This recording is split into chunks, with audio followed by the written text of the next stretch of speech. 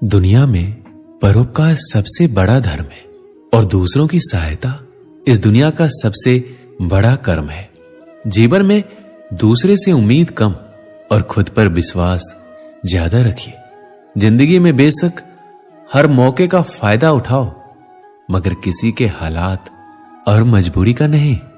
भीख और सीख ठोकरें खाकर ही मिलती है। जीवन में किस्मत पर नहीं, अपनी मेहनत पर गुरूर होना चाहिए।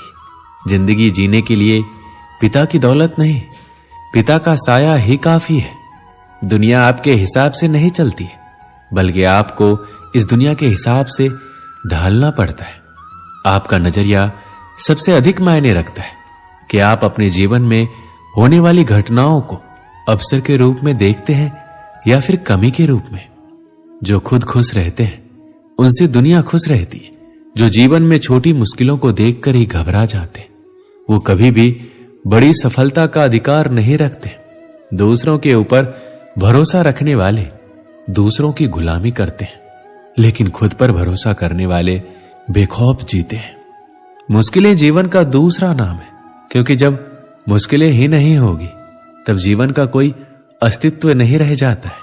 श्री कृष्ण कहते हैं, मीठा पानी सबको भाता है, परंतु खारा पानी किसी को नहीं भाता।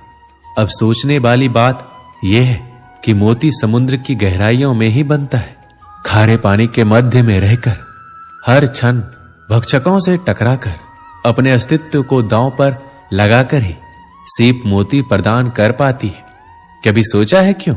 क्योंकि बिना संकटों का सामना किए बिना आपको सुख प्राप्त नहीं होगा। इसलिए निडर होकर संकटों का सामना कीजिए। हम सब समय की महत्ता को पहचानते हैं। समय ही हमें बनाता है, समय ही हमें नष्ट कर देता है। कभी समय ठीक चलता है तो कभी बहुत ही खराब समय आता है। विचित्र बात यह है कि हम फिर भी समय को ही नष्ट करते हैं।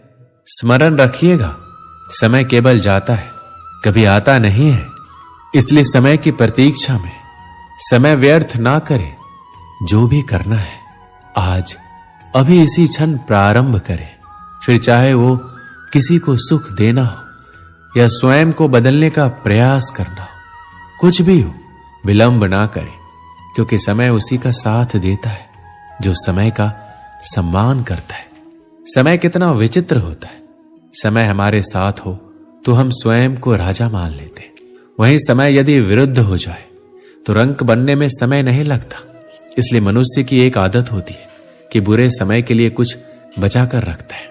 संबंधी और मित्र बुरे समय में साथ छोड़ देते हैं तो व्यक्ति सोचता है क्यों ना धन संचय कर ले। धन का तो कोई मन नहीं होता जो समय आने पर बदल जाए। संसार कहता है धन का संचयन करते रहो, बुरे समय में काम आएगा ही। मैं कहता हूं शुभ काम करते रहो, आनंदित रहो, स्वयं पर और ईश्वर पर भरोसा रखो। बुरा समय कभी आएगा ही नहीं।